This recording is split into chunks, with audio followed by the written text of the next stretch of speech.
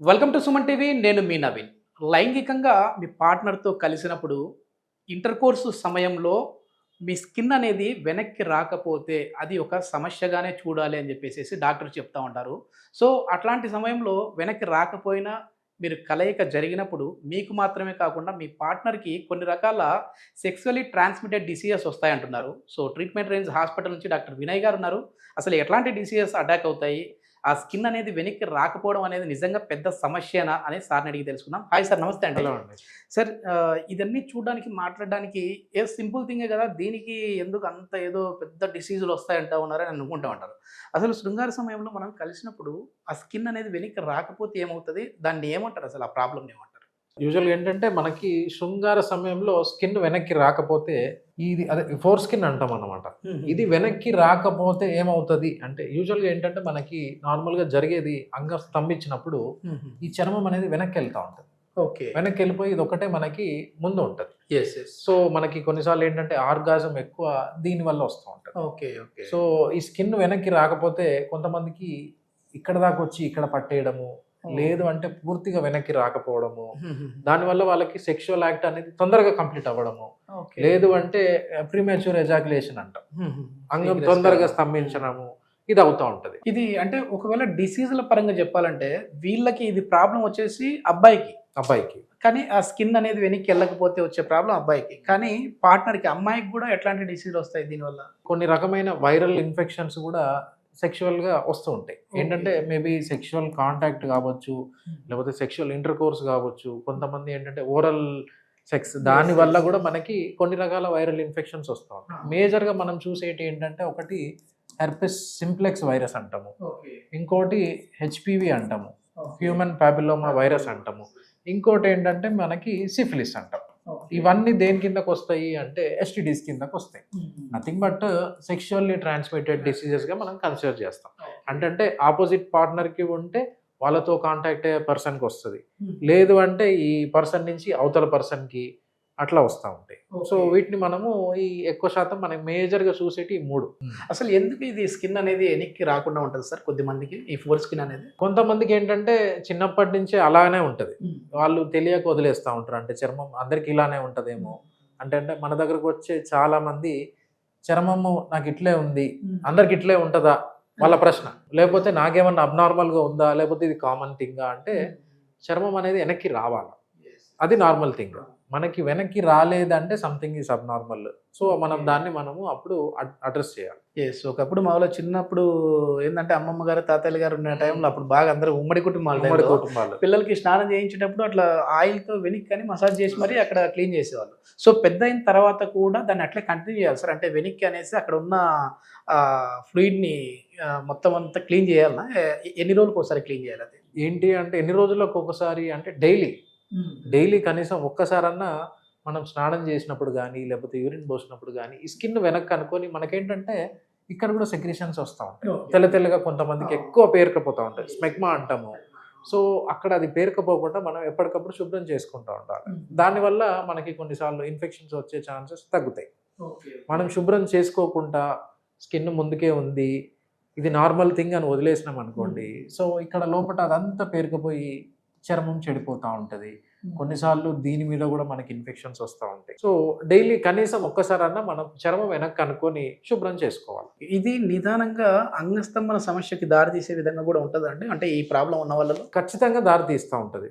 ఎందుకంటే ఫర్దర్‌గా చర్మం కొన్నిసార్లు ఇన్ఫెక్ట్ అయిందనుకోండి, చర్మం వెనక్కి రాకపోవడము, లేదు అంటే పగుళ్ళు రావడము, కొన్నిసార్లు ఏంటంటే ఈ చర్మం మందం అయిపోయి వెనక్కి రాదసలే. ఓకే. అప్పుడు మనం ఫోర్స్‌ఫుల్‌గా క్లీన్ చేసుకునేటప్పుడు అంటే మనం క్లీన్ చేసుకోవాలి గదా! అని వెనక్కి లాగినాం అనుకోండి, వెనక్కి రావచ్చు. కానీ కొన్నిసార్లు ఇక్కడ స్ట్రక్ అయిపోతుంది. సో, ఖచ్చితంగా క్లీన్ చేసుకోవడం అనేది ఇంపార్టెంట్ వన్ థింగ్.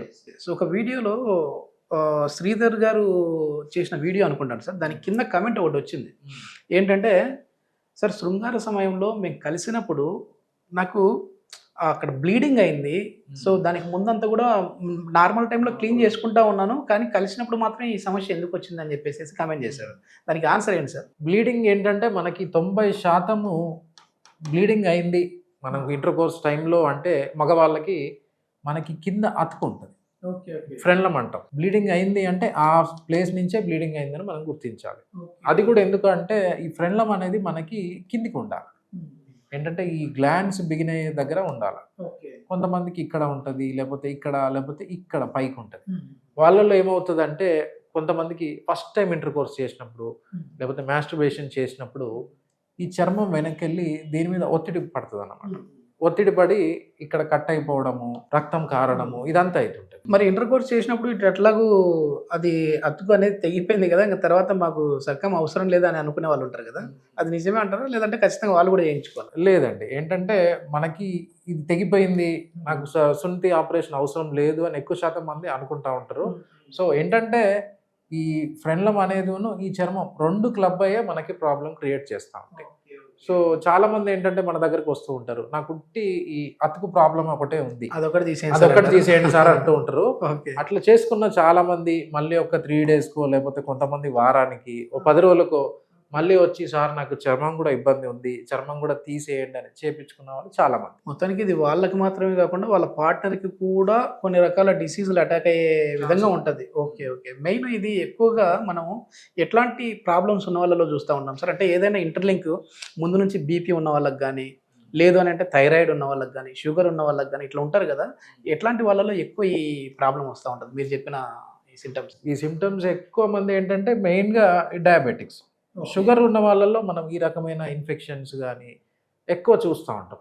వాళ్ళల్లో ఎందుకంటే బ్లడ్లో షుగర్ కంటెంట్ ఎక్కువ ఉండడం వల్ల ఇన్ఫెక్షన్స్ అనేది చాలా ఎక్కువ, అండ్ ఈ చర్మం చెడిపోవడానికి వాళ్ళలో ఆస్కారం ఎక్కువ ఉంటుంది.